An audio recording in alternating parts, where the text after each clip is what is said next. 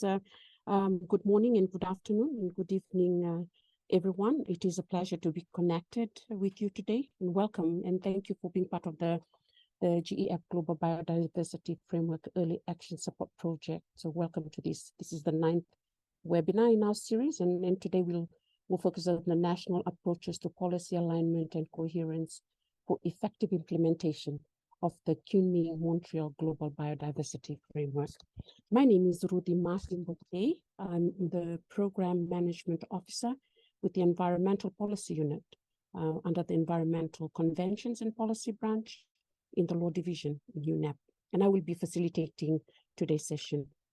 This webinar will focus on innovative national approaches and good practices for policy coherence and alignment. It will also provide case studies from countries to help articulate and understand issues better.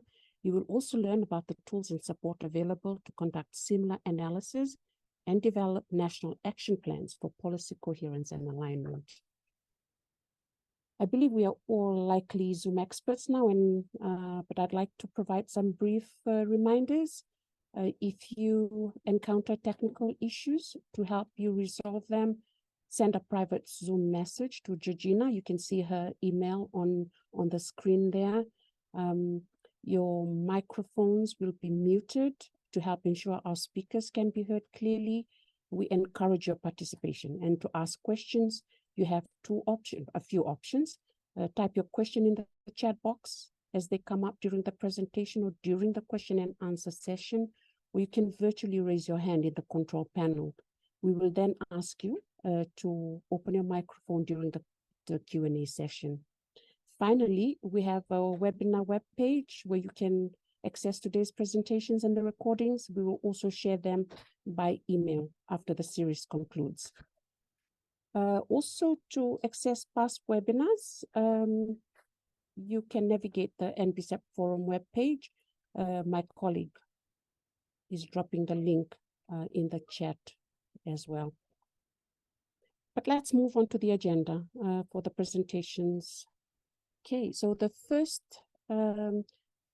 firstly, we will look at the overview of target-based support for assessing policy coherence and alignment with the Kunming-Montreal Global Biodiversity Framework. And with us, we have Jameson Irvin, Manager, the Nature for Development with UNDP.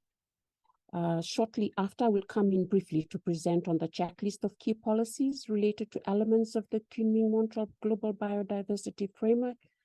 And this will be followed by a presentation on case studies on policy alignments in Colombia.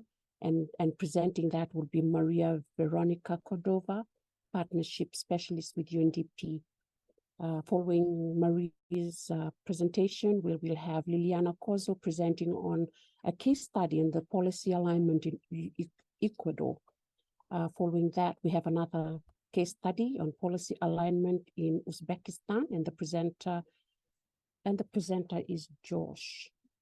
Lastly, we then turn to Annie Vernig, Strategic Advisor on Science and Policy, who will be talking to us about using spatial data to support policy alignment.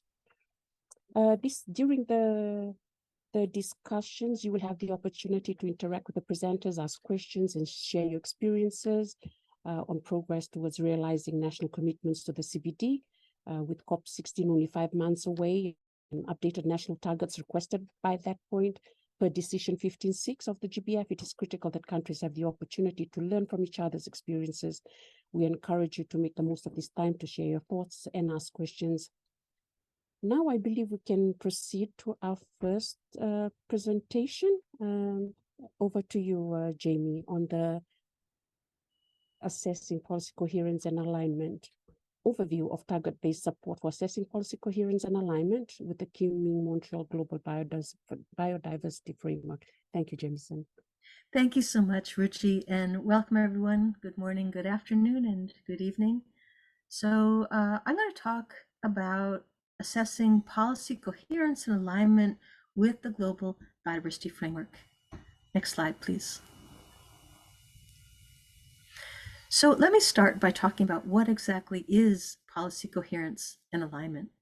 I'm using here, or I should say UNDP is using the definition proposed by the GBF-EAS Scientific and Technical Advisory Panel, the STAP, where they have an entire document around framing policy coherence for the Global Environment Facility.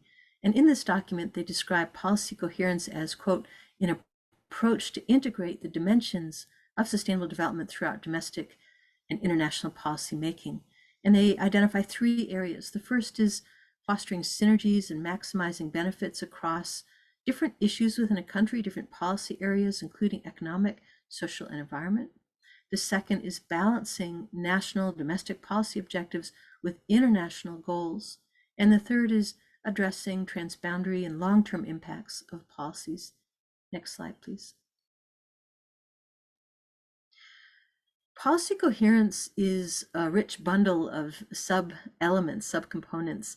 It includes coherence of national policies with international agendas, such as the Global Biodiversity Framework or Sustainable Development Goals, coherence across international agendas. So in many cases, for example, you might have a country that's working on one set of agendas, one set of targets for SDGs, and an entirely separate set of targets for the Global Biodiversity Framework or other Rio conventions. The third is coherence against national agendas. The fourth is coherence across different actors within a country. And the fifth is coherence across different agencies and sources of finance. All of these can be part of policy coherence. Next slide, please. But we're really focusing in the Early Action Support Project on a subset of the broader issue of policy coherence. We're defining policy alignment for the purposes of this project as the degree to which national policies align with the Global Biodiversity Framework. We help governments identify where the policy gaps are and where the potential areas of misalignment might be by providing self checklists and tools that help governments pinpoint where are these areas of misalignment. I should say that in the GBF-8 project, there's an entire component around a broader set of policy coherence. This is the first start looking at specifically the base of policy alignment, which is how well do national policies align with the Global Biodiversity Framework. Next slide, please. So why does this matter? It's important because coordinated actions between different sectors, different actors can have a much better impact if they are coordinated, if they are aligned. You think of a rowboat with 2 people rowing in the opposite direction, you go nowhere. So this is about aligning efforts. It's about avoiding actions that might undermine one set of national targets, goals, or objectives with another set that's not in alignment. It's about optimizing scarce resources, and it's about delivering results on multiple national priorities in the most effective way possible. Next slide, please. We actually have, I should say, 23 policy alignment mini manuals. We have one for each target, and these mini manuals are a set of structured questions, which I'll unpack in just a moment, that are available for the early action support countries to really unpack each target and investigate the extent to which their policies are in fact in alignment. We don't imagine in supporting this project that every country is going to use every single manual. Rather, we think that a pre-step of selecting the most relevant, maybe it's 10 or a dozen or 15, that are really crucial to addressing the drivers of biodiversity loss will probably be more efficient than trying to do everything and give you the targeted information that you need. Next slide, please. The purpose of the mini manuals is to assess policy alignment, to provide a structured template and a process, a systematic process to enable countries to assess the alignment of existing national policies within the Global Biodiversity Framework, and also identify pathways of policy transformation, economic transformation. So the real purpose here is that at the end of this alignment exercise, a country will come up with an action plan. Next slide, please. I want to deconstruct the policy mini manuals a little bit so you can sort of dive inside. Of course, it looks like the link is, Leah, thank you for dropping the link. when we deconstruct, let me say that each mini manual has elements of the target. It provides specific policy alignment questions, provides a template for an action plan, and it includes key definitions and additional resources directly from CBD as well as other sources. Next slide, please. So I want to unpack just 2 targets just to show you the way that we've approached this challenge of breaking down the targets. We adopted CBD's approach to this, that is, breaking it down into actions, qualifiers, and outcomes. So in the case of target 1, the actions are ensuring that all areas are under a biodiversity inclusive spatial plan and or other effective management processes. The qualifiers include participatory and while respecting the rights of Indigenous peoples and local communities. And the outcome is to bring the loss of areas of high biodiversity importance close to 0. Let me give you another example of target 2. The action here is ensuring that by 2030, at least 30% of areas of degraded land and water are under restoration. The qualifier here is effective, and the outcome is to enhance biodiversity and ecosystem functions and services, ecological integrity, and connectivity. Next slide, please. So using that framework, we then ask a set of structured questions. I won't go through all of these, but you can see that for each element, we ask a set of questions. So for example, in related to actions, what existing policies and our policy instruments are relevant to target 1, and how comprehensive are these policies considering geographic coverage, biome coverage, and land and sea uses. And for example, questions related to outcomes, we start with the major drivers of biodiversity loss, we ask about trends, and then we say, how likely are existing policies to achieve the goal of target 1 in ensuring the loss of such areas is close to 0 by 2030. So we take each target, we break it down into actions, qualifiers, and outcomes, and we provide a set of structured questions to really dig deep to explore policy alignment. Next slide, please. The result then is that we identify gaps for each target, considering, for example, here's a gap for target 1 question, considering the responses of previous questions, what are the potential policy gaps and/or inconsistencies? Considering those responses, what are the proposed recommendations for new policies or for modifications and amendments to existing policies? And then what are the top recommendations for policy alignment for target 1? So if you choose a dozen targets, you choose to go through all 23, you'll end up with a prioritized set of recommendations for each target that you analyze. Next slide, please. And then finally, the task is to prioritize an action plan across all of the targets assessed and to develop a set of recommendations and actions for aligning policies across all targets and develop a kind of pathway identifying what are the major sectors, the major policies that really need to be aligned in order to have better alignment across the GBF and national policies. Next slide, please. That's it. That's all I've got. Ruchi, back over to you. I am available. I'll drop my email. Of course, you can feel free to reach out to the EAS team at any time with questions. We're here to support. Ruchi, back over to you.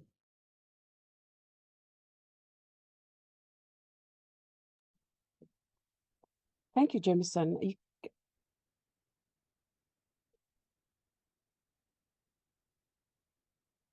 Thank you, Jameson. I think I can, I'm not sure if you can hear me or see me, but thank you for that. We can hear you. Oh, excellent. That was an amazing presentation. I really like what you did there with the mapping and the coherence at various levels. So thank you very much for that. We'll move right next to the next presentation, which is on the Kunming-Montreal Global Biodiversity Framework, the checklist. So if we have that presentation ready. Excellent. Okay. So this presentation will look at as part of the project, the checklist of key policies related to elements of the Kunming-Montreal Global Biodiversity Framework. and it outlines ambitions to transform society's relationship with biodiversity by 2030. Policy coherence and alignment are critical for action across all 4 goals and 23 targets of the framework, and these are highlighted in Target 14 on integrating biodiversity into decision-making at all levels. Next slide, please.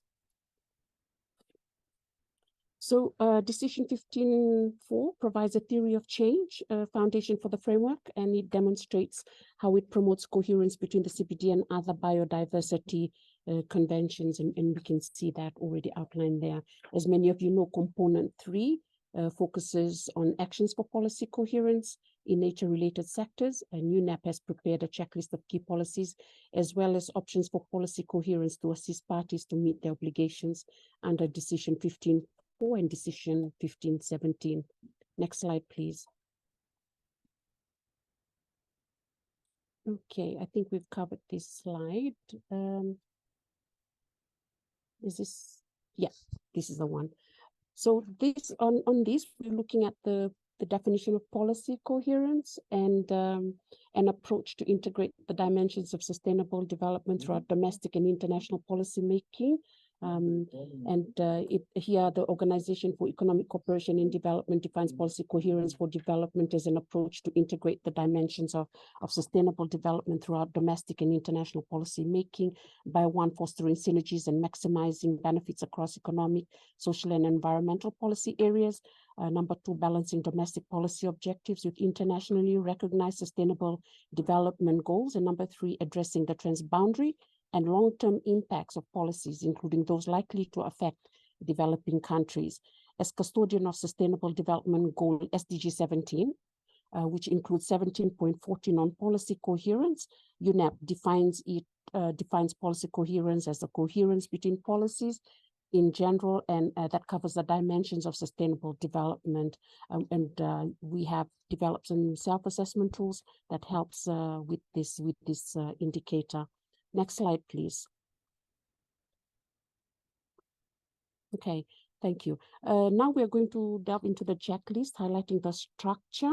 A checklist of key questions is structured around building blocks such as the revised and updated NBCEPs and non-state actor commitments, and the others outlined here as well, like political will, integrated approaches, and more. Next slide, please. Okay, here's an example of key questions related to political will and to elements needed for the successful implementation of the Kunming Montreal Global Biodiversity Framework, the revision, that is, an updating of NBCEPs, and the preparation of national reports.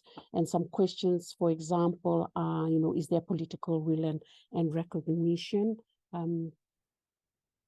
at the highest level of government for the GBF in your country? Have focal points of the Rio Conventions and biodiversity-related conventions and the Sustainable Development Goals and representatives of line ministries and sectors in your country adopted a roadmap for alignment and coordinated action? Is your country improving monitoring and enforcement of existing laws and policies through better documentation and information sharing and regular informed and adaptive readjustments to ensure transparent and enhanced results as appropriate? So those are just some of the questions I thought to highlight. Next slide, please. Okay, and this is another example showing the importance of integrated approaches across the same 2 elements as mentioned in the previous slides. And you have similar to the political will, you have a list of questions there as well to guide us. Next slide, please. Okay. So this slide, I think we have, this slide is options for policy coherence, again, reiterating Decision 15.14, and some of the level of actions are there: updating NBCEP, setting new national targets, developing implementation plans, dealing with financing and whole of government approaches. Next slide, please. Finally, ladies and gentlemen, the checklist offers 6 key recommendations to help parties align to national policies with international commitments, facilitate international cooperation, address complex challenges, optimize resource allocation, strengthen compliance and enforcement, and engage with stakeholders meaningfully and effectively. Next slide, please. So just some few key takeaways there. We close by reminding us all that policy coherence contributes to more sustainable and effective environment protection efforts globally. And component 3 will support policy coherence review, which parties can use to evaluate the alignment of existing policies, identify gaps, examine the functionality of existing institutional frameworks for successful implementation of the GBF at the national level. I think that brings this presentation to a close.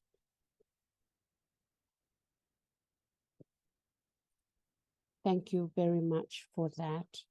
I think we need to now move to our next presentation, but let's continue. And if you have questions already, you can post them in the chat and let us know if you want to also come in during the webinar as well. Our next presenter is going to speak to us on a case study on policy alignment in Colombia. Maria Veronica Cordova, the floor is yours. Thank you very much, Rochi. My name is Liliana Corso, but it's okay, don't worry about that. I am sorry introducing you, Liliana. Welcome again. Thank you. Oh, the floor is yours. Thank you. Thank you, Rochi. Well, hello to everyone. Now we'll share insights into how we are navigating the public policy analysis process in Colombia as part of the Nature Transition Support Program. First of all, next slide, please. I'm going to present the agenda of what I will present to you. Let us begin our journey by addressing the methodology we applied in the analysis of policy alignment for Colombia. Then, we will explore some of the most relevant results obtained through our analysis. And the third part will be to dive into the recommendations and lessons learned from the use of the mini manuals. And the last part will be the next actions arising from our analysis. Next slide, please. Now, I want to give you some detail of the methodology we use to analyze policy alignment in Colombia, which comprises 5 stages. First, we conducted a review of the main drivers of biodiversity loss in the country, developing a mind map that highlights the relationships between these drivers, productive sectors, and other relevant actors. Please, next. And next. And next, please. Sorry. Yeah, thank you. Well, I don't know if you can see here, but okay, this is the mind map we made. And I would like to stop for a moment to show the detail in the mind map we made. As you can see, one of the drivers of biodiversity loss for Colombia is land use change. This is strongly linked to deforestation, which is one of the most relevant environmental problems in Colombia. According to Global Forest Watch, from 2002 to 2022, Colombia lost 1.92 million hectares of primary rainforest, representing 39% of its total tree cover lost in the same time period. In the middle part of the map shows how agricultural expansion and infrastructure and mining energy sectors are strongly linked to this land use change. It is important to highlight that both the infrastructure and mining energy sectors are regulated by environmental licensing, and as such, their impacts must be adequately mitigated and compensated for. Consequently, they do have a strong state control. However, the agriculture and livestock sectors operate without assessment and management of impact instruments similar to environmental licensing. Although a number of planning instruments exist in Colombia, enforcement in this matter is totally lacking. Furthermore, there is a significant secondary issue, which is land graving and speculation, particularly prevalent in the Amazon region, where unclaimed lands are often subject to burning. Subsequently, to assert control over these areas, grass is planted and cattle are introduced, perpetuating the cycle of land appropriation and territorial dominance. So this mind map shows these relations between the drivers and what is happening in our country. Next slide, please. So this part of the analysis was very relevant, as it led us to understand what is happening at the country level, and the results also lead us to the second stage, which is the identification of the targets of the global biodiversity framework that has a connection to the use of biodiversity in Colombia. We select key targets for our country. It is important to note that while all targets are relevant to Colombia, we choose those that are not only directly connected with the diversity loss, but also align with the transformations needed to move towards a nature-positive economy in line with the NTSP. Next slide, please. Progressing in our analysis, the next stage consisted of identifying public policies directly related to each of the targets. We review in detail policies, strategies, resolutions, decrees, and instruments that contribute to the fulfillment of these targets. This analysis covered not only the environmental sector, but also crucial sectors such as agriculture, mining, and energy and finance. Please, next slide. After this initial mapping of the main policies linked to the targets, we proceed to answer the mini manuals of each of the targets. This task took us a considerable time, but this varies from target to target and the level of detail that we wanted to achieve for each case. And next slide, please. The last stage involved the identification of the main gaps and recommendations. For this phase, a synthesis document was prepared to integrate the analysis carried out and highlight existing and necessary synergies and links between the targets. Next slide.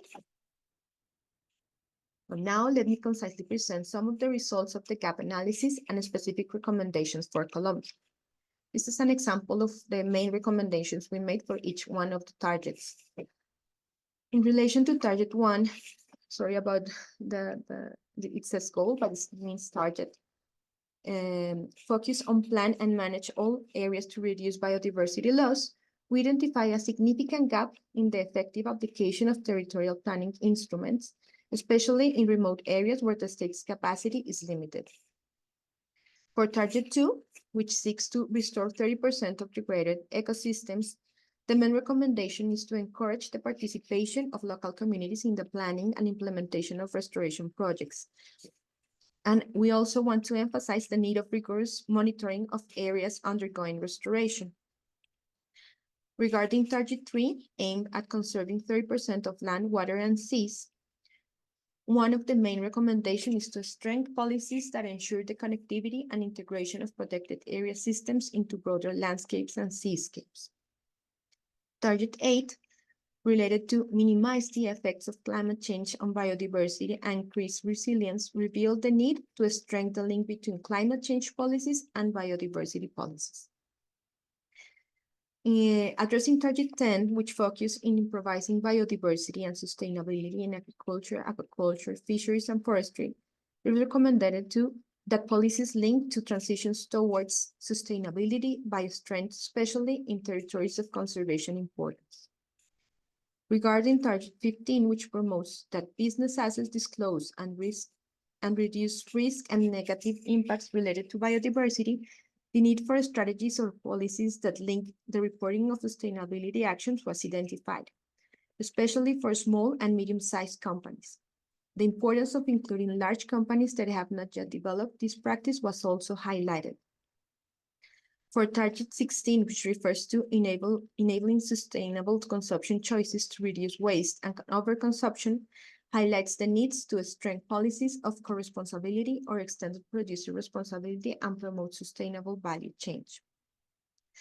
Finally, target 19, which drives resource mobilizations, points to the points to the existence of financial instruments on Colombia, such as payment of environmental services and carbon tax.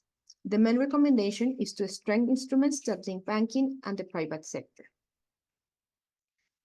Please, next slide. Well, regarding the lessons learned, I would like to highlight key features of the mini-manual's methodology. Firstly, the formulated questions allow for a structured and systematic approach to addressing each of the goals. This approach smoothly guides the identification of gaps and recommendations. Additionally, we observe that the methodology facilitates multi-scale applications, meaning it can be applied at different levels, whether global, national, regional, or even local. Finally, the flexibility of the methodology stands out as it allows the adjustments based on information availability. Even in cases of information absence, the questions process continues, ensuring that data limitations do not hinder the generation of responses to achieve the established goals. Next slide, please. In the concluding point, it is relevant to emphasize that the synthesis document is being shared with the stakeholders. Please, next slide. Next slide there. Thanks. This information is conceived as a useful foundation for ongoing process and initiatives in Colombia, such as the NTSP project, the MVSAP update, and other pivotal initiatives for each goal, such as 30 by 30, restoration strategy, amongst others. The aim is for this document to be robust and collaborative tool that serves as a foundation for the progress of these key initiatives. Next slide. Finally, we have here some key project partners. Thank you all for your attention. Thank you for the wonderful presentation, Liliana. Our next, let's continue with the next case study on Ecuador. And for this, we have Maria. Thank you. Hi, can you hear me well? Perfectly. Perfect, thank you. Good morning, everyone. Now it is Ecuador's turn. In this presentation, I will explain a summary of the process of elaboration of the policy analysis for the alignment with the global biodiversity framework that is being carried out in Ecuador. Here, I would like to point out that this work has been carried out together with my colleague Alfredo Lopez, an expert on national policies in Ecuador. Next slide, please. First, I would like to explain that this process has been co-created considering the national realities, and we have divided it into 6 steps. And during the next 10 minutes, I will explain step by step. Next slide. In the case of Ecuador, we began the process by analyzing the main national policies related to economic transitions, considering that in recent years it has been a priority for the country. Here, we are going to mention 2 aspects that guided the analysis. As a starting point, the National Priorities Workshop conducted in Ecuador with national key stakeholders. And second, the analysis of existing policies, which are the strategy towards decarbonization and the Libro Blanco of the circular economy of Ecuador.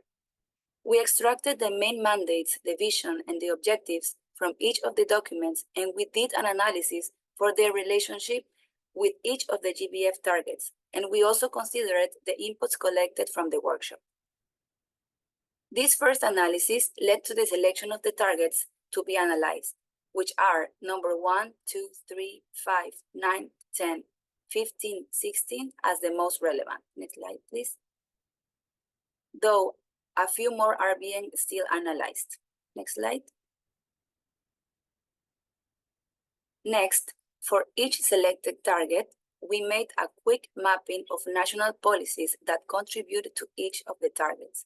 In this case, we considered the laws, regulations, sectoral plans, national strategies, and other legal documents.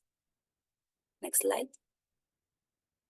And now, with all these inputs, we began the elaboration of each of the sections of the mini-manuals, which was a very revealing and interesting work, considering that in each target, different aspects of national realities should be taken into consideration, such as the social or political situation of the country.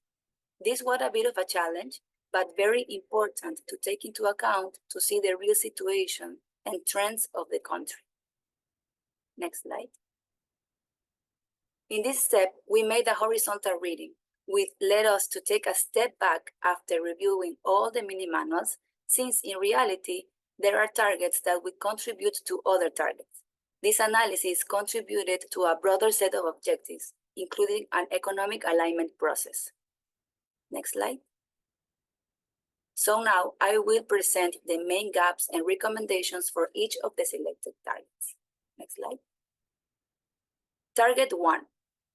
The broad framework of national policies has a high degree of coherence with Target 1.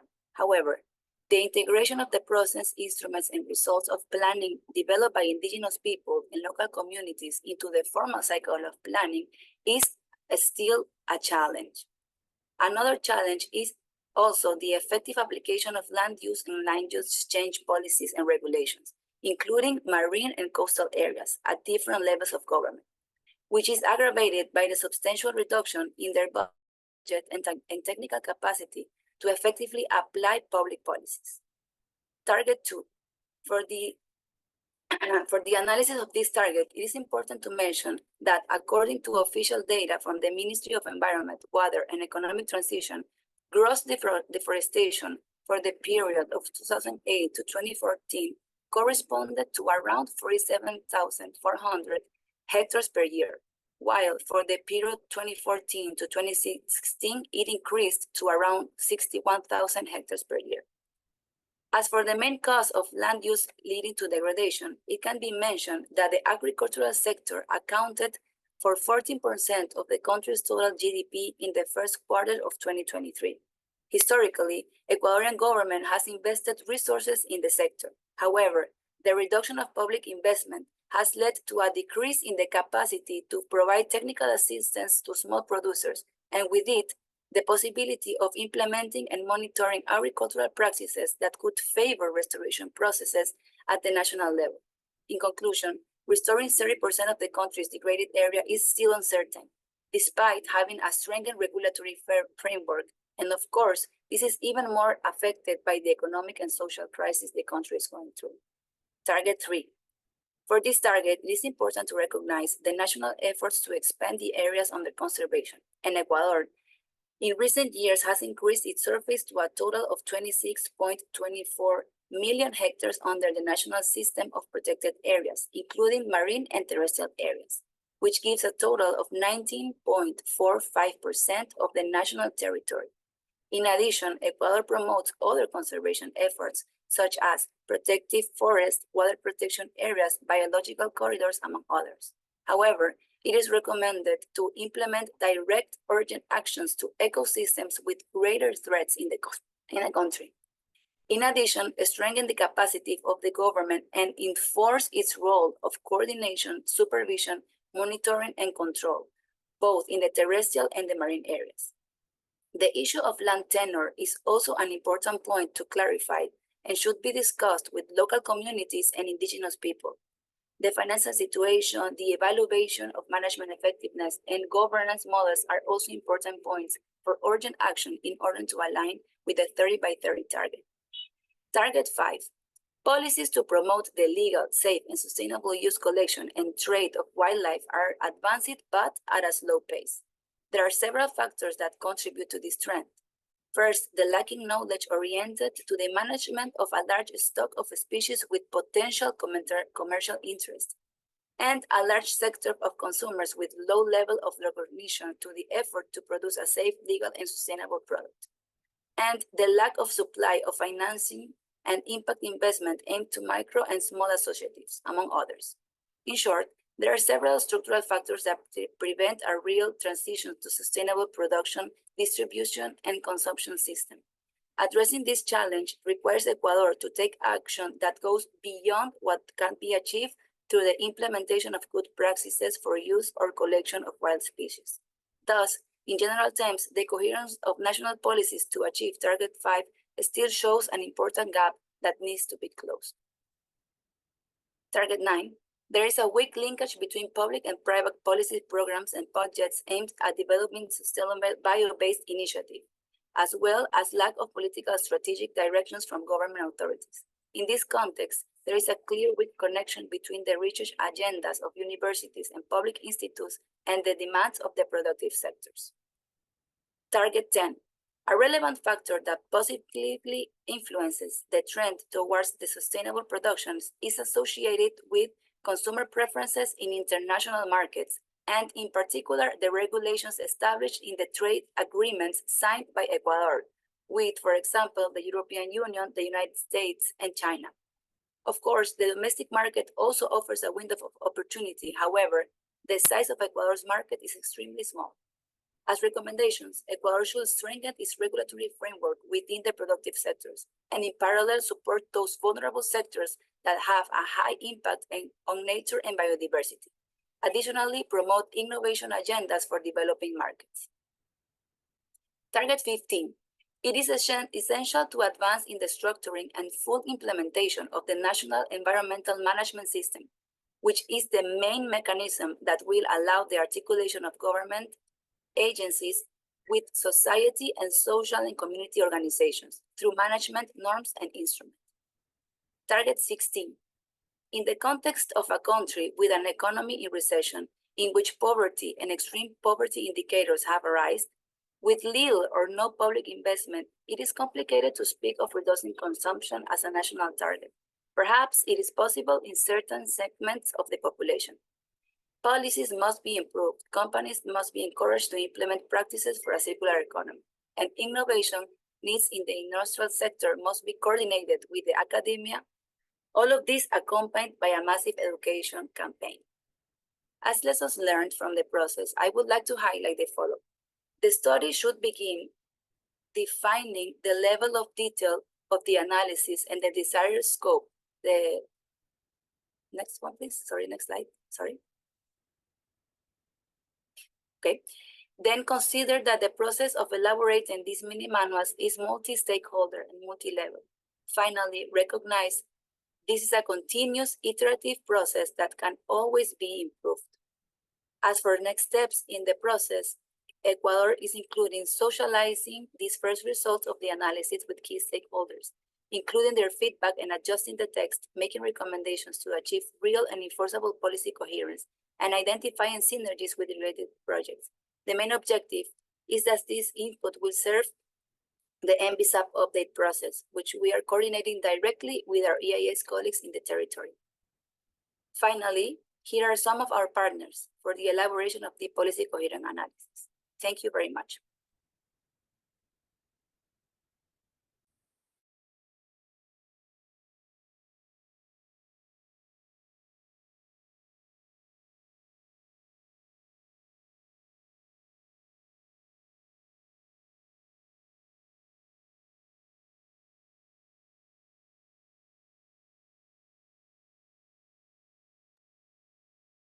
Rushi might be muted.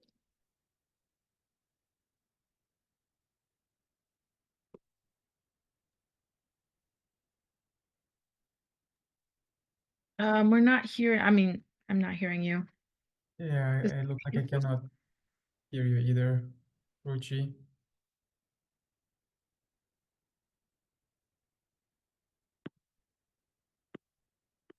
Can you try again?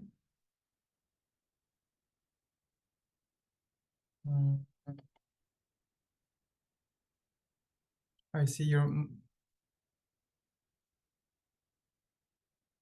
No, it looks like we cannot hear you. Why don't you try maybe to rejoin the meeting, and while you rejoin, we can play the next presentation from Uzbekistan. Does that sound okay? While you try to resolve the sound issue, maybe by Yes, rejoining. Okay, let's great. do that. Thank you. I'll play the next case study for Uzbekistan.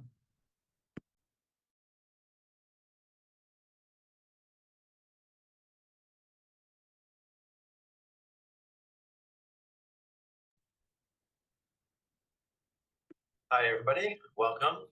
My name is Josh Brand. I'm leading the work under Component 3 of the Early Action Support Project in Uzbekistan. Thanks to Alexis and the global team for inviting us to share some of the experiences from Uzbekistan webinar today. So I'm just going to briefly talk about how we approach the review, then highlight some of the key findings and recommendations that we ended with, and then also talk a little bit about some of the examples in Uzbekistan, how the country is taking an multi-sectoral approach to some national policies that have relevance for biodiversity. In the review, we had to think about how to turn this into a useful output. So how to structure the review, what kind of framework to use. And we have 4 dimensions. We have the GBF-23 GBF targets themselves. We have the content and focus of the relevant national legislation and policies. We have the review questions that we're trying to answer. And then 4th dimension that's also important is time, which relates to the implementation of national policies and laws in the past, present, and future. So in terms of the scope and sources of the review, we tried to focus on certain aspects of the Global Biodiversity Framework targets that had particular relevance for Uzbekistan. So again, based on guidance from the global team, for example, Uzbekistan is one of the world's 2 double landlocked countries. The aspects of the targets related to marine and coastal aspects were a little bit less relevant in the context of Uzbekistan. So when you think about biodiversity policy coherence, obviously the MBSAP is one key policy, but that's being primarily reviewed under component 1 of the project. So that was not the main focus of the work that we did, although we are coordinating closely with the work being done under component 1 of the early action support project. So the main focus of the review under component 3 was on legislation and policies from other sectors that do have relevance for biodiversity, from agriculture, water management, land use, forestry, fisheries, etc. And so we conducted a desk review, researching different laws and policies. There is a legal research portal for Uzbekistan, which was very helpful.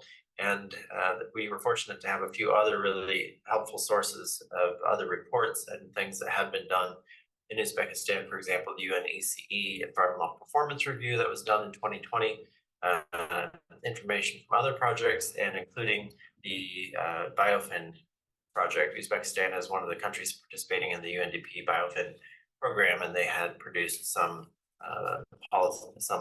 publications recently.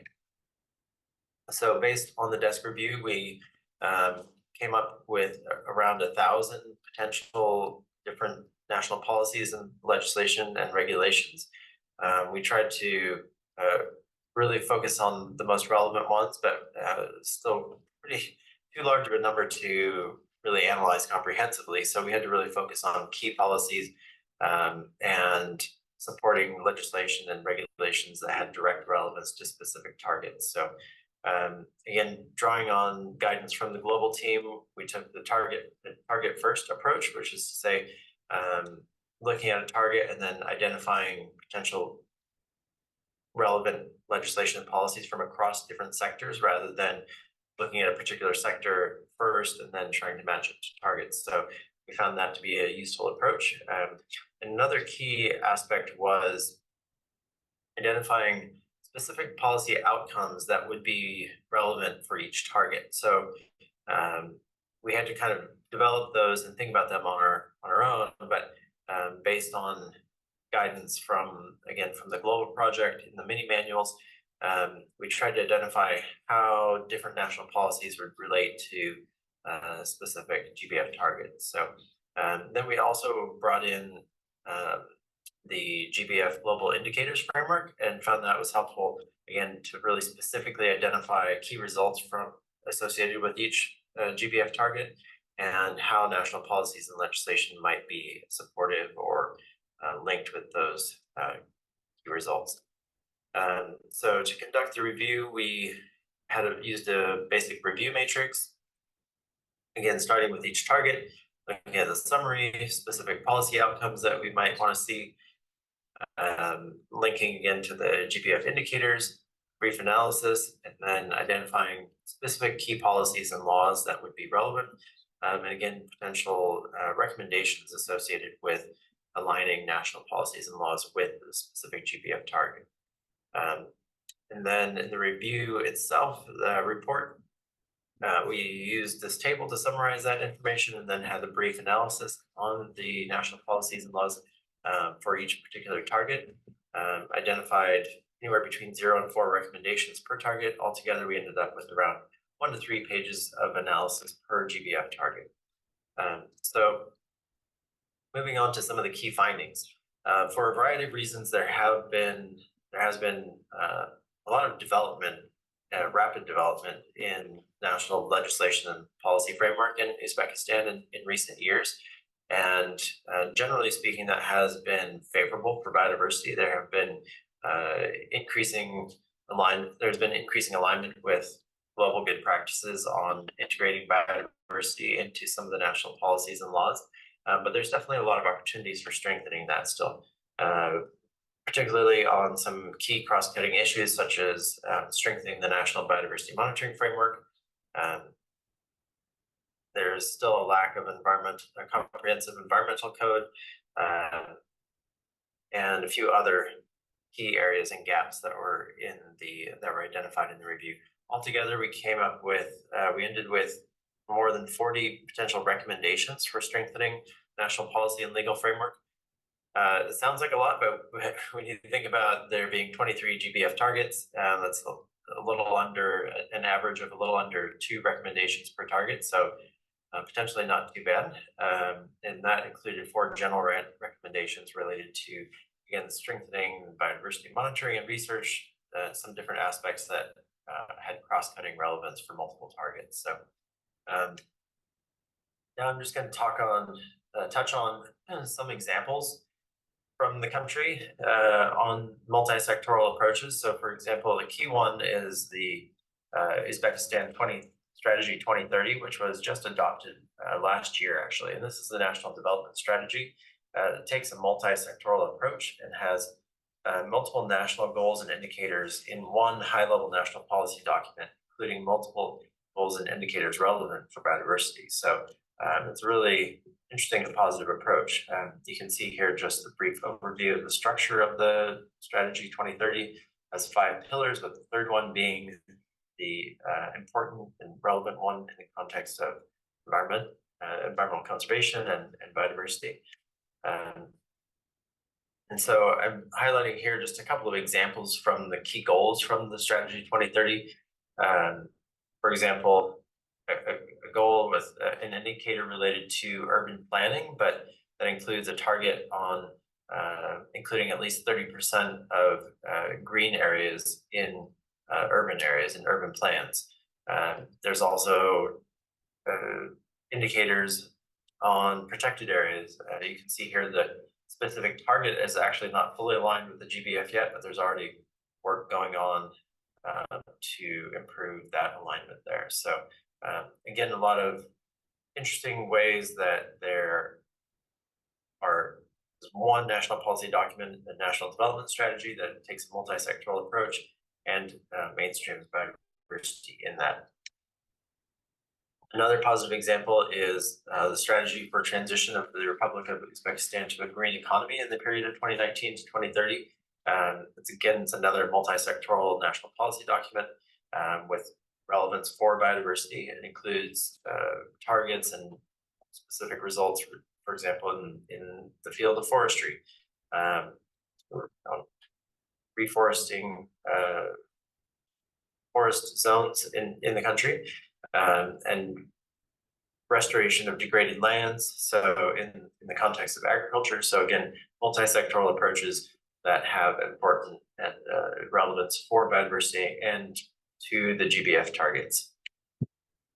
And then finally, concept of environmental protection in Uzbekistan to 2030, another high-level national policy document, which includes multiple targets and goals specifically related to biodiversity, including expansion of the protected area system, support for rational use of natural resources, other key aspects that do have linkages to the GBF targets. So again, another multi-sectoral national policy that is very interesting approach. So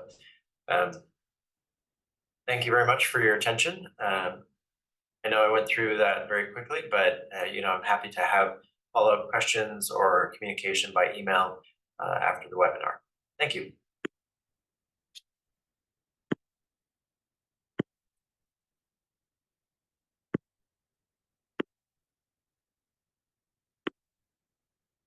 All right, I want to see if Ruchi has her microphone working. Ruchi, are you able to speak?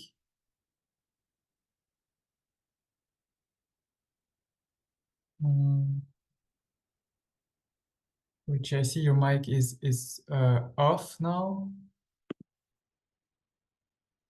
Hi, Alexis. Hello. Yes, hi. I'm using Diane's laptop. Okay. Well, Can that's you the hear me joy of now? working. Yes, we can hear you. We can hear you. All good. Okay, just to say thank you to Maria, because we did not thank her properly for the last session, and also to thank Josh for that session as well. And if there are any questions, perhaps no burning questions, or we could then just move to the next presenter.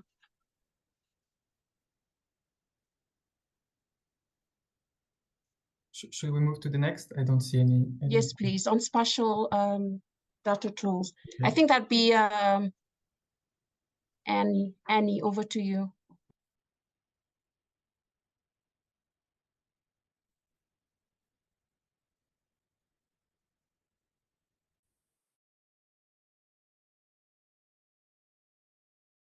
Oh, Annie, you are muted, I believe. Thank you. Still early in the morning here in New York.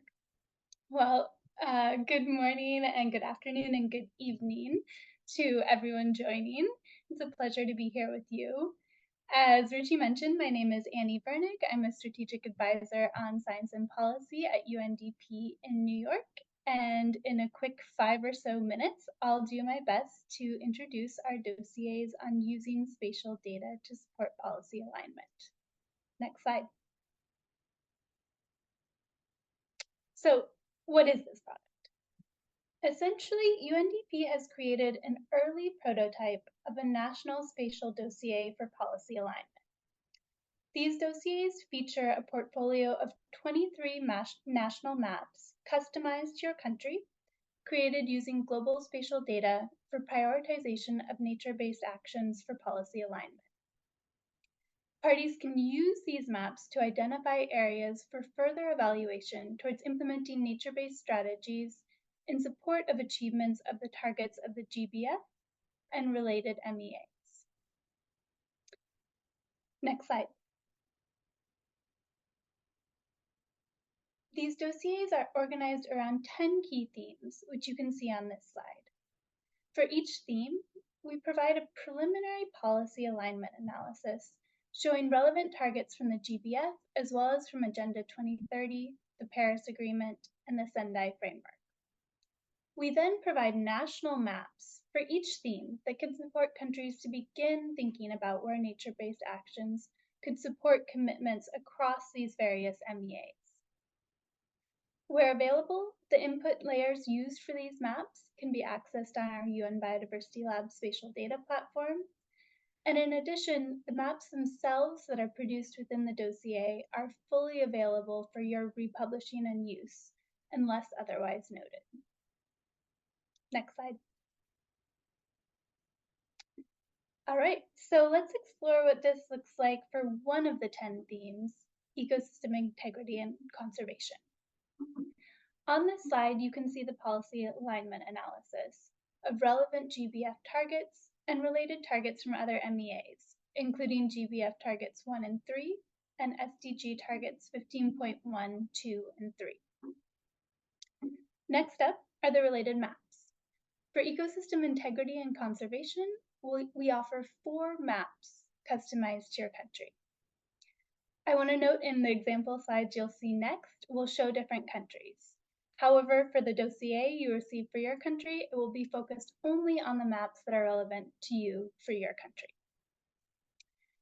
So our first example here is ecological intactness, using as an example Brazil, one of the most biodiverse countries in the world.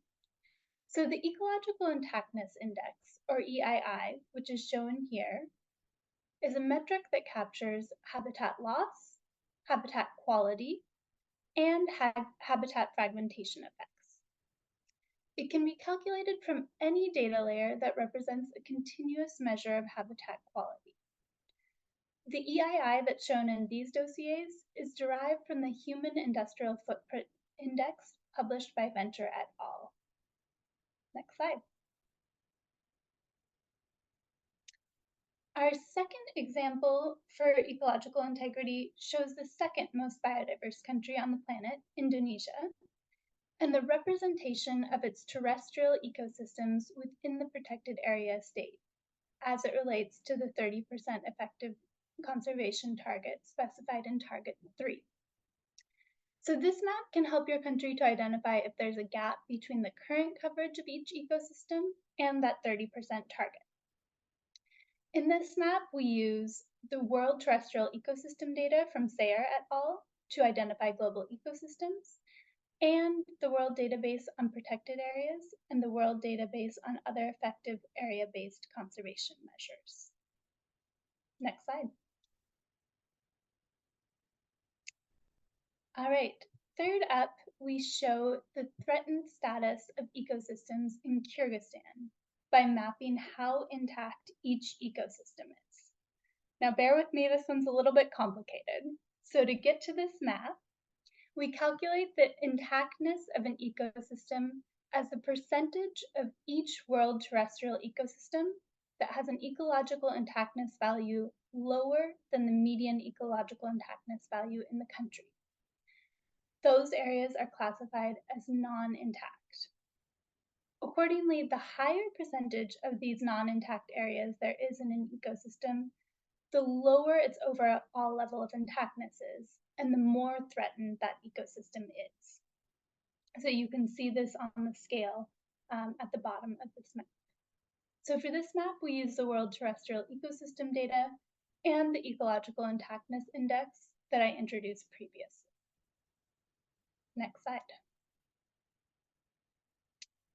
So in this last example, for the ecosystem integrity and conservation theme, we show the protected area state and OECMs, or other effective area-based conservation measures. In this example, we look at Morocco. So while the proposed PAs and OECMs are not included in the calculation for Target 3, we do show them on this map for informational purposes for your country. All right, so that's it for the ecosystem integrity and conservation theme. Each theme within this dossier has a similar set of aligned policy targets and relevant maps to support national efforts for planning around these targets. Before I wrap up, I do want to highlight some key differences between the different spatial data products that you'll have access to through the EAS project. So the dossier that I shared today, as well as the other spatial products that have been shared through component 3, which you can see on the left side of this slide, draw on validated scientific research around spatial data and prioritization to support nature-based actions for policy alignment. They use best-class global data, which has been reviewed by our team, but they're not yet comprehensively aligned to the GBF monitoring framework. The documents that we'll be releasing in the coming months for component 2, that you can see on the right side of this slide, are comprehensively aligned with the data recommended in the GBF monitoring framework and the ongoing work of the ad hoc technical expert working group on indicators. In the future, we'll work to bring these products together to provide a comprehensive advice for using spatial data for planning, monitoring, and reporting around the GBF. Next slide. All right, that is it for me.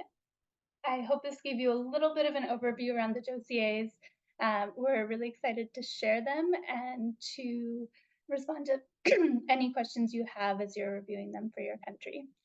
So with that, I will hand it back to Ruchi and happy to take any questions. Thank you, Annie. I'm wondering if you can all hear me now. Yes, Yes. we can. Yes. Oh, thank goodness. Okay. Great presentation, Annie. And I believe that brings us to the end of all our presentations. So just wondering if there are any questions in our chat, or if anyone would like to raise their hand and pose questions here as well.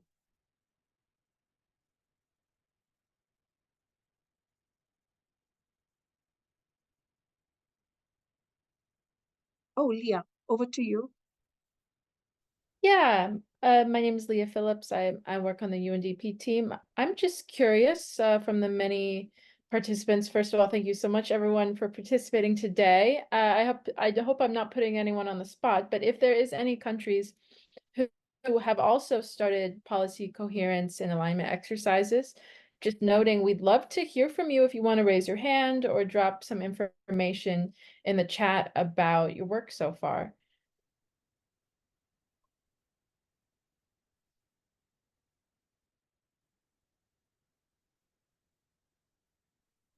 I'm also noting there's a question in the chat for Annie, I believe.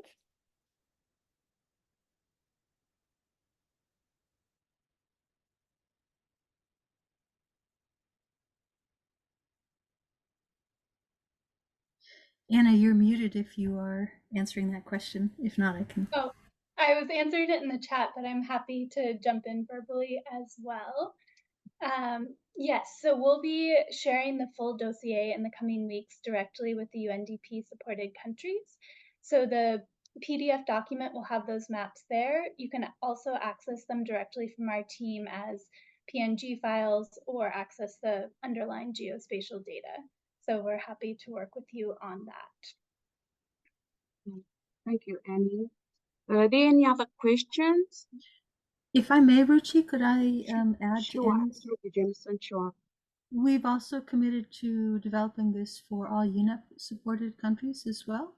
And so we anticipate this won't take too much time, several weeks at most, but we are happy to provide this as a service to UNEP countries as well, the spatial maps. Okay, that's well noted. Thank you. Thank you for the offer, Jameson. Okay. Jameson, while you still have the floor, while you and the team were presenting, I wanted to ask whether there's opportunities to actually see the alignments to other conventions, not just the CBD, but to the policy coherence that is across the climate change and the. I know Yes. we're taking out of the discussions, but I was just thinking out loud. Maybe you can. No, it's a great question. I think there are two parts to this. The first is the conventions themselves probably need a little bit of cleanup, and I know that's something UNEP looks at through Informia and some of the other tools. What we've found on the ground is even more complicated. So we've initiated a process of supporting restoration in 5 countries. And what we found with our policy hackathon, which we do with all the countries that we support with this kind of analysis, is that you might have a country that says, for our bond challenge, we commit to protecting X% X hectares of forest, for example. And then for UNCCD, they might have land degradation neutrality targets that say, we commit to restoring X forests. And then for now, the global biodiversity framework, they might have something that says completely different. So it's really how countries interpret this on the ground where we see a lot of misalignment. So one of the early steps, and you've seen this in all 3 case studies, is that we strongly encourage a kind of broad look, a policy look across these major targets that are aligned with not only GBF, but to some of the other conventions. It's not really part of the scope of work right now for this early action support. It's just, do your national policies align with GBF? But going forward, countries will be required to do this as part of the GEF-8 funds. So we are now considering an additional checklist, additional support. What it comes down to is agencies talking to one another and diving deep to their policies and not just their sort of laws and what's on the book, but also their targets. And we just see this target misalignment in every country that we've worked with. Thank you for that, and perhaps also using the SDG sub-indicator 17.14.1, which looks at policy coherence across systems and processes, something to put out there as well. Are there any other questions? Thank you so much for that. Are there any other questions?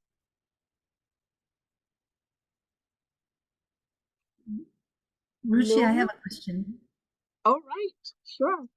Yeah, I was wondering if you've seen any results yet from your checklist. Has it been implemented in any countries? Do you have any results yet that you'd like to share, or do you have any feedback about the utility of your checklist? Not yet. We've just finalized the checklist. We're hoping to see test it out actually in the I see that Diane is also online, seeing if we could collaborate with Diane as well on that. But yeah, we've just finalized this. We're starting to present and see if we can get some results. But great case studies and great tips, if I may say that, on how we can bring out the result that we really want to see. Diane, do you want to add on to the work that you're doing on that as well? Yes, thank you very much. And yes, it all comes together with policy coherence. In the end, I did share with you 4 case studies, one from Colombia, using the Stockholm Environment Institute approach. And that was really a wonderful example that happened 4 years ago. It was a case study on policy coherence using the 1714-1.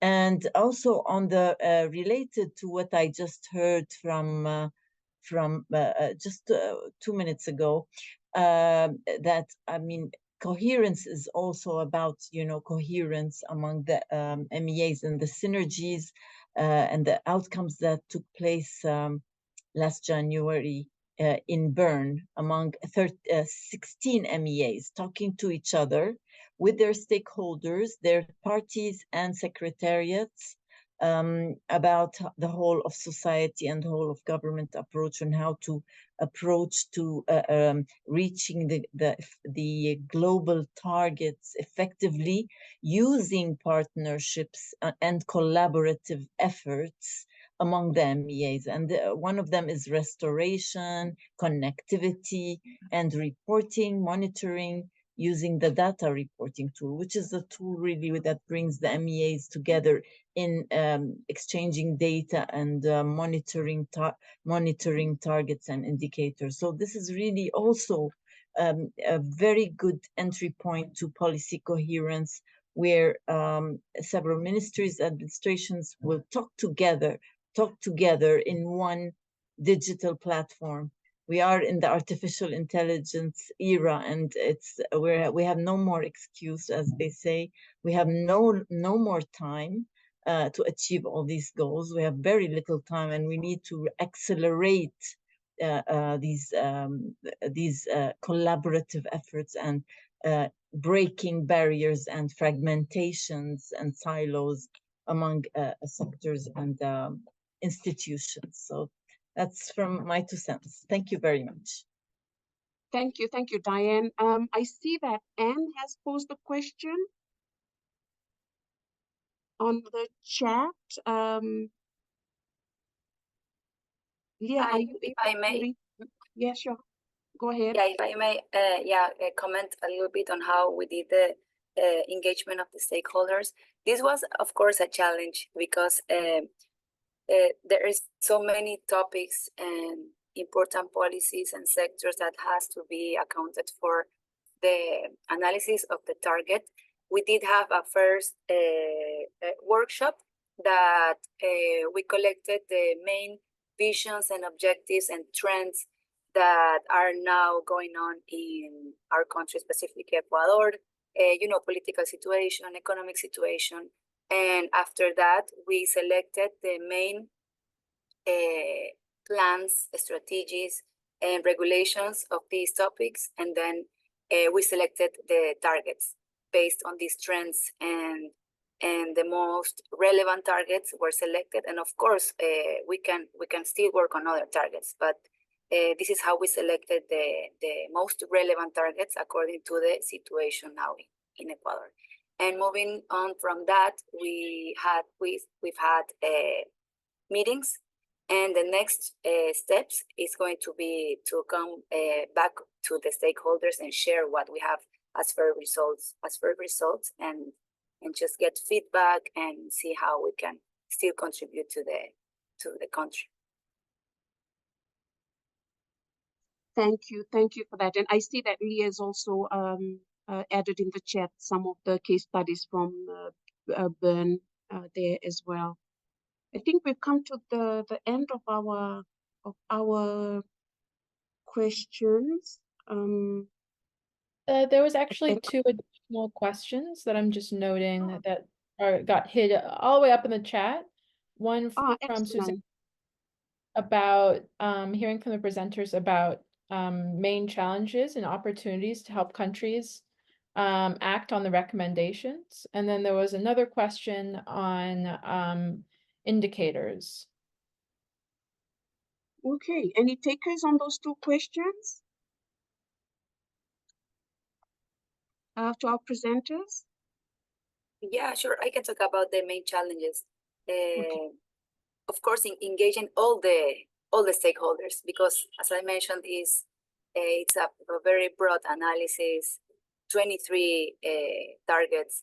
So getting them to an consensus on which targets has to be analyzed, of course, that's gonna be a challenge. So one important thing I think is to try to identify how the scope of the analysis of each target, because you can go into very, very much detail, the different levels of government agencies and see different stages of regulation and laws and policies. So maybe identify how deep we want to go into each of the targets, the analysis of the targets. I think that's a challenge, because it has to be confirmed with the authorities and stakeholders involved in that target. So I think it has to be a good discussions between the stakeholders to get into that. That is a challenge. And opportunities, always look for those most involved agencies and enthusiastic that want to work in, that are working in each of the targets. I think that's important to get them involved and try to work with them during the whole process, first in the selection of the targets and throughout the process. I think that will be from my side. Thank you, Maria. Thank you for those answers. I see Karen's hand is up, and to be followed by Diane. Over to you, Karen. Do you hear me? Yep, loud and clear. Hello, hello everybody. Thank you for opportunity. I'd like to ask one maybe a little bit untimely question. If this part of work, these examples that we've seen today, is this part of work already finished, or for example, it may be discussed in Colombia? Okay, we'll come back to your question. Over to you, Diane. Sorry, on the monitoring framework and the indicators, the SEPSTA 26 is now the next milestone where this will be discussed. I mean, the indicators were still, the ATEG on indicators met just recently, and we invited the chair to the Bern process. I mean, because we knew that indicators was a very strongly discussed common area of work among the MEAs. Many MEAs see themselves as champions or partners in some of the targets and indicators, and there should be some kind of there was a discussion on whether they would approach it just like the SDG custodianship on indicators. And that's why this will be an anticipated discussion at SEPSTA 26, a highly one, the monitoring framework, and that's only happening in the next 2 months. So very important outcomes before the COP in May, deciding on the final monitoring framework, and the chair, who is James, I think, who will be leading the process with his co-chair, I think. So thank you. That's from my side. Thank you very much. Thank you, Diane. Thank you for putting that on our radar. Liliana, would you like to take Karen's question on Colombia? Was it Liliana or Maria? Sure, but can you repeat the question? I think that I didn't get it that well, sorry. If this part of work that we saw today will be continued, maybe it will be discussed in Colombia, or it's the finished part of work. Okay. Did you get that, Liliana? So is the work in Colombia still continuing, or has it finished, or has it ended? Yeah, no, actually we're still working on that. We want to do some meetings with the stakeholders to enrich our document, our synthetic, the final document. We want to do some other workshops or that kind of things where we can have some feedback, and we can make it more robust document at the end. Because definitely this is something that we have to work with various stakeholders, and probably you won't have one main agreement with everyone, but the important thing here is to try to have like all the diverse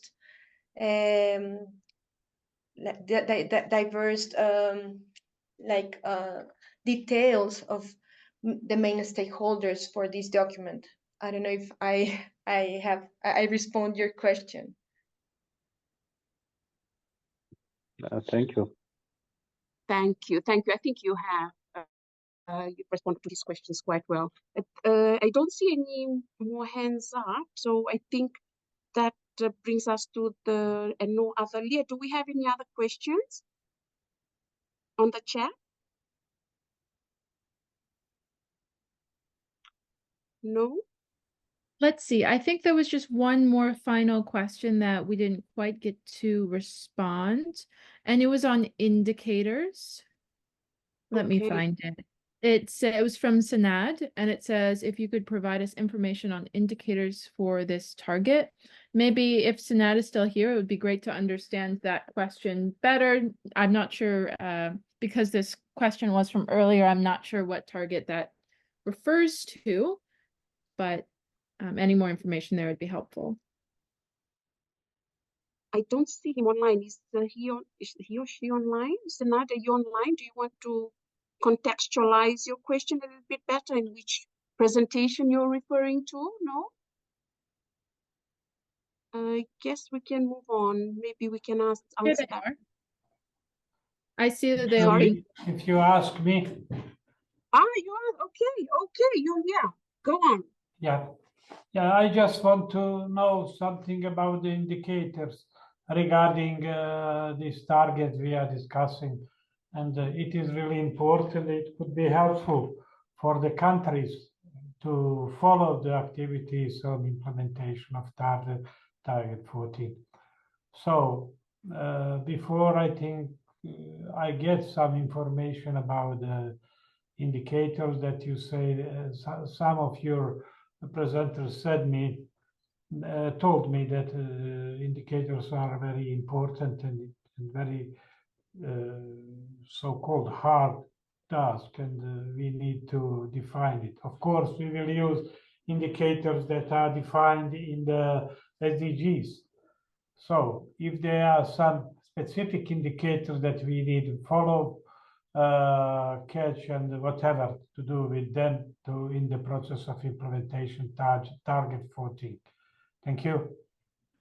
Thank you, Sanad. Leah, your hand is up. Yeah, I can just quickly share a link that I think is really helpful for the indicators. Is a link to the CBD target 2030 target page. And if you click on it, there's a section where it says indicators, and it shares some indicators there. If we still have Annie, she's also supporting a lot of our work around component 2. And I'm not sure if you'd like to share any information as well about indicators generally. We can also just drop in the link to some relevant guidance and materials around indicators as well. Yeah. If Yeah. it is Annie, possible that you provide us some link with the indicators, with possible that or some guidelines that we could use in the process of drafting indicators here in our countries. Okay. Well noted, Senat. Thank you. And I believe Leah has Please shared send some. it to my email address. Of course, you can share it with the chat, but I would like to get it in my email address. Thank you very much.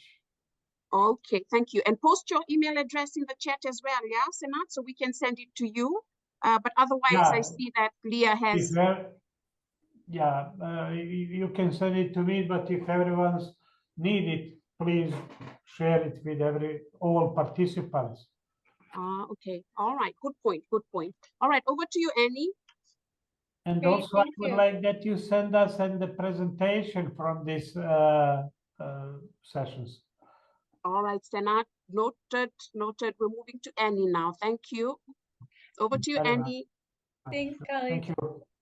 Sinat, I was just going to note that in addition to the link that Leah shared there in the chat, through component 2 of the EAS project, we're producing a range of guidances to support specifically around indicator and national indicator development and development of national monitoring plans for the GBF. So our colleagues at UNEP WCMC have an overall guidance covering all of the different targets. They've released it for review a couple different times earlier and are in the process of producing a final version. I don't have that link handy right now, but Leah, I'm not sure if you have the link to the most recent version. It may not be the most recent version, but I do have at least a version that we can share for now, and then we can share another one. And then I'll also highlight that webinar 10 will be focused on using spatial data for the development of monitoring plans, and we'll look particularly at the targets and indicators that can use spatial data for their calculation. That will be in April, and we'll be sharing a guidance document around using spatial data in particular in advance of that webinar. So that doesn't cover target 14 in particular, which doesn't rely on spatial data, but it will focus on the other targets and indicators that can be calculated using spatial data. So there's a collection of resources around the development of monitoring plans, national indicators, and reporting to CBD that are coming out through the project. Thank you, Annie. I don't see any other questions, so perhaps we could, I'm mindful of the time, and I think we've probably, I'm not sure whether we could take some more questions. But before concluding this meeting, I believe we should move on to the end of our session now. And just before concluding this meeting, I'd like to express thanks to the GEF for providing the funds for this project, and our partners at UNDP, UNEP, WCMC, and CBD for all the joint work in this GEF project. Many thanks to all the presenters for providing useful and very rich, and to all our participants for the rich engagements as well, and for the technical guidance that are available on through the project. So for further discussion with the global teams, please see presenters' emails on the screen right now. You can also find recordings and presentations, the Q&A document of previous webinars on the webinar webpage, which my colleague either Leah or Alexis will drop into the chat group, or may have already dropped in the chat component of this Zoom. And then we will, and which has already been shared as well. So we will send you further information by email as information on the next webinar is available. And finally, at the end of the session, you will receive a quick survey, which we would like you to please respond to. It will take only 1 minute, and we will really appreciate your feedback to assist us, to continue offering good quality webinars on the deliverables for the Early Action Support Project. We look forward to continuing to work with you all on this important project and this important journey, and we thank you very much for joining us. Goodbye, everyone. Thank you for being here.